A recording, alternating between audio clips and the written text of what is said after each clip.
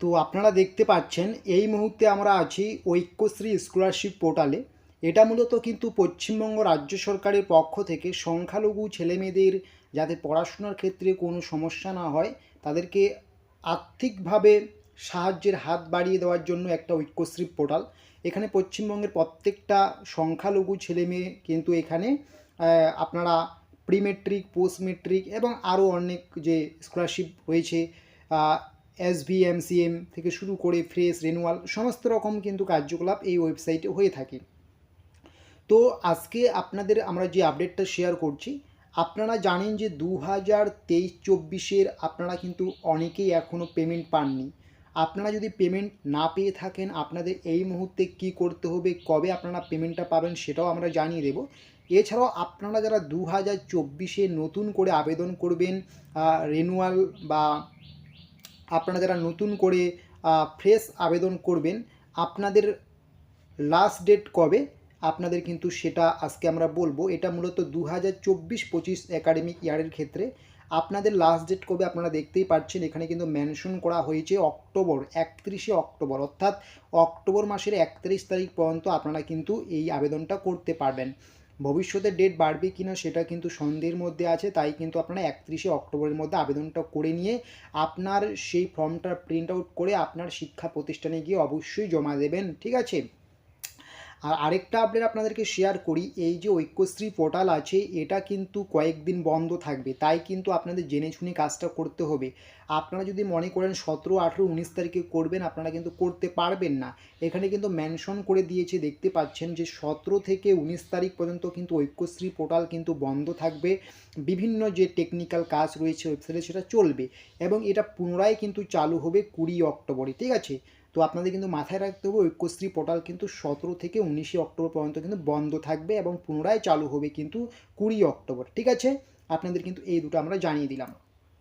তো আপনাদের এখন 2023-24 যারা আপনারা এখনও পেমেন্ট পাননি আপনাদের কি করতে হবে, এখানে আপনারা দেখতে পাচ্ছেন ব্যাঙ্ক ওয়েটিং রেসপন্স ডাটা, এখানে দেখতে পাচ্ছেন ক্লিক হেয়ার আছে, অন্যদিকে bank invalid response data click here আছে, ঠিক আছে।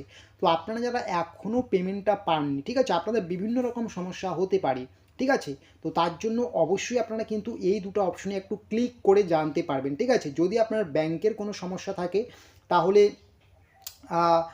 ব্যাঙ্ক ইনভ্যালিড বা ব্যাঙ্ক অ্যাকাউন্টের যদি আপনার কোনো সমস্যা থাকে তার জন্য কিন্তু আপনি ব্যাঙ্ক ইনভ্যালিড রেসপন্স ডাটাতে ক্লিক করবেন, বা যে কোনো সমস্যা যদি থাকে ব্যাঙ্ক অ্যাওয়েটিংয়ের ক্ষেত্রে যদি আপনার কোনো সমস্যা থাকে, অ্যাওয়েটিং লট জেনারেশন পড়ছে না এরকম যাবতীয় যদি কোনো সমস্যা থাকে অবশ্যই কিন্তু আপনারা এখানে ক্লিক করবেন। মানে আমি বলবো না যে আপনি শুধু একটাতেই ক্লিক করেন, আপনি যদি এখনও পেমেন্ট না পেয়ে থাকেন আপনি কিন্তু নিঃসন্দেহে কিন্তু দুটাতেই ক্লিক করে আপনারা কিন্তু দেখে নেবেন যে আপনাদের এই মুহূর্তে কী আছে স্ট্যাটাসটা, ঠিক আছে, বা আপনাদের কোথায় গিয়ে গিয়ে কিছু জমা দিতে হবে তার ফলে আপনারা পেমেন্টটা পাবেন। তো এখানে দেখতে পাচ্ছেন আপনারা এখানে ব্যাঙ্ক অ্যাওয়েটিং রেসপন্স ডাটা, এখানে আমরা ক্লিক করব, ক্লিক হেয়ারে আমরা ক্লিক করব। তো আপনাদের অবশ্যই একটু ওয়েট করতে হবে, ঠিক আছে। যখনই আপনারা ক্লিক করবেন, ঠিক আছে, এখানে দেখতে পাচ্ছেন যে এখানে আপনারা কিন্তু সাব ডিভিশনটা সিলেক্ট করতে বলছে, দার্জিলিং আমরা করে নিলাম, তারপরে সাবমিট করতে বলছে, আমরা সাবমিট করলাম। এভাবে আপনার যেটা সাব ডিভিশন সেটা আপনারা কিন্তু করে নেবেন। তারপরে আপনারা এখানে সদর যেটা আছে বা সাব ডিভিশনের ক্ষেত্রে আপনারা কিন্তু এটা করেছেন, ঠিক আছে, এটা আমরা করে দিয়েছি, ঠিক আছে, মানে ডিস্ট্রিক্ট সিলেক্ট করার পরে এটা করে নেবেন। আমার কাছে যেহেতু আগেই ডিস্ট্রিক্ট সিলেক্ট করা ছিল তাই আসলো না এটা, ঠিক আছে। তো এখানে কি করবেন, আপনি আপনার যে নাম সেই নামটা দিয়ে সার্চ করবেন, বা আপনার যে অ্যাপ্লিকেশন আইডি সেটাতে সার্চ করবেন, ঠিক আছে। সার্চ করার পরে যখনই আপনারা এখানে দেখবেন, ঠিক আছে, আপনার নামটা যদি এই লিস্টে আপনার নাম থাকে, ঠিক আছে, এটা কি লিস্ট, এটা হচ্ছে bank waiting response data. Bank waiting response data এই লিস্টে যদি আপনার নাম থাকে 2023-24 একাডেমিক ইয়ারে, অবশ্যই আপনাকে কিন্তু কোথায় যেতে হবে, তার জন্য অবশ্যই কিন্তু আপনার যে এসডিও অফিস আছে সেখানে গিয়ে কিন্তু আপনাদের যোগাযোগ করতে হবে। আপনাদের কিন্তু অরিজিনাল যে ব্যাংকের পাসবুক আছে বা আপনার যে গুরুত্বপূর্ণ নথিগুলো আছে সেগুলোও কিন্তু নিয়ে যাবেন।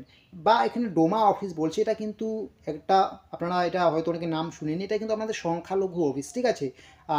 এই প্রি মেট্রিক, মেট্রিক বা স্বামী বিবেকানন্দ এই স্কলারশিপ বিশেষ করে সংখ্যালঘু ছেলেমেয়েদের জন্য যে সংখ্যালঘু যে অফিস রয়েছে সেখানে গিয়েও কিন্তু আপনারা কিন্তু এটা দিতে পারেন, বা এটার ডকুমেন্টসগুলো নিয়ে গিয়ে আপনার যে নাম আছে এটার পারলে একটা প্রিন্ট আউট করে নেবেন, ব্যাঙ্ক অ্যাকাউন্টটা নেবেন, নম্বরটা, পাসবুকটা নেবেন, নিয়ে কিন্তু এসডিও অফিস বা এই সমস্ত যে ডোমা অফিস রয়েছে সেখানে গিয়ে কিন্তু আপনারা কিন্তু একটু যোগাযোগটা করে নেবেন।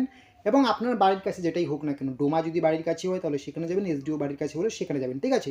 ঠিক একইভাবে আপনাদের যদি এখানে নাম না থাকে, আমি দেখাচ্ছি আপনাদেরকে, ওয়েট করুন। আপনাদের যদি এই ব্যাঙ্ক অ্যাওয়েটিং রেসপন্সে আপনার নাম না থাকে, যদি ব্যাঙ্ক ইনভ্যালিড রেসপন্স ডাটাতে আপনার যদি নাম থাকে, তাহলে অবশ্যই আপনাদের কিন্তু এসডিও অফিস বা ডোমা অফিসে যেতে হবে না। তার জন্য আপনার যে ব্যাংকের যে ব্রাঞ্চ রয়েছে, আপনি যে ব্যাংকে গিয়ে আপনি ব্যাঙ্ক অ্যাকাউন্টটা ক্রিয়েট করেছেন সেখানে গিয়ে কিন্তু আপনি একটু ব্যাঙ্কটাকে অ্যাক্টিভ করে নেবেন, সেখানে যাবেন, সেখানে আপনার ব্যাংকের সমস্যা আছে, ঠিক আছে, ব্যাঙ্কটা হয়তো ডিঅ্যাক্টিভেট আছে বা কেওয়াইসি নেই, এই যাবতীয় সমস্যা আসে, তার জন্য কিন্তু আপনাকে সেখানে যেতে হবে, গিয়ে কিন্তু ঠিক করে নিতে হবে, তারপরে কিন্তু পেমেন্টটা পেয়ে যাবেন। আপনাদের ব্যাঙ্ক অ্যাকাউন্টে কিন্তু পেমেন্ট দেওয়া হয়েছে, আপনারা কিন্তু পেমেন্টটা পাননি সমস্যার জন্য। মানে ব্যাঙ্ক অ্যাওয়েটিং রেসপন্স ডাটাতে যদি আপনার নাম থাকে পিডিএফে, তাহলে অবশ্যই আপনার এসডিও অফিস বা ডোমা অফিস যেতে হবে। এবং ব্যাঙ্ক ইনভ্যালিড রেসপন্স ডাটাতে থাকলে অবশ্যই আপনাদের কিন্তু ব্যাংকের ব্রাঞ্চে গিয়ে একটু যোগাযোগটা করে নিতে হবে, ঠিক আছে। তো আমি আরেকবার রিপিট করছি, আপনারা যারা নতুন করে আবেদন করবেন আপনাদের কিন্তু 31শে অক্টোবরের মধ্যে আবেদন করতে হবে, এবং আপনাদের কিন্তু 17 তারিখ থেকে 19 তারিখ কিন্তু ওয়েবসাইট কাজ করবে না, তার জন্য কিন্তু ভাবনা চিন্তা করেই কাজগুলো আপনাদের এগিয়ে নিয়ে যেতে হবে, ঠিক আছে। আর আরেকটা জিনিস আপনাদের বলবো, আপনারা অনেকেই এখনও 2023-24-এর পেমেন্ট পাননি, কিন্তু এই লিস্টে আপনার নাম নেই, তো সমস্ত কিছু আপনারা ঠিকঠাক আছে, লট জেনারেশন হয়ে গেছে, তো আপনাদের অপেক্ষা করতে হবে, আপনারা কিন্তু পুজো চলাকালীনই কিন্তু আপনারা পেমেন্টটা পাবেন। এইরকমই কিন্তু বিভিন্ন জায়গা থেকে তথ্যগুলো উঠে আসছে, এবং আপনাদের কিন্তু অনেকের ব্যাঙ্ক অ্যাকাউন্টে কিন্তু এসএমএস ঢোকা শুরু হয়ে গেছে। আপনাদের ব্যাঙ্ক অ্যাকাউন্টটাকে ঠিকঠাক রাখুন, আপনাদের পেমেন্ট কিন্তু খুব তাড়াতাড়ি রিলিজ হবে, ঠিক আছে।